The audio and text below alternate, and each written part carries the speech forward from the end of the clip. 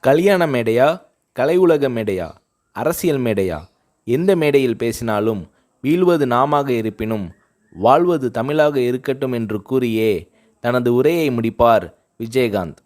கலைஞர் கருணாநிதி அவர்களின் இந்த திருவாசகத்தை புரட்சிக் கலைஞர் விஜயகாந்த் அவர்கள் தன் இதய வாசகமாக வைத்து பேசி வருகிறார். காந்தியார் வலியுறுத்திய கதர் ஆடையே விஜயகாந்த் அவர்களின் ஒரிஜினல் ஆடை.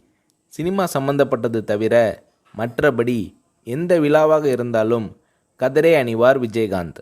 தன் அப்பாவிடமிருந்து கதர் அணியும் பழக்கத்தை கற்றுக்கொண்டவர் விஜயகாந்த். இவரை பின்பற்றி இவரின் நண்பர் இப்ராஹிம் ராவுத்தரும் கதர் மேல் காதலாக இருக்கிறார்.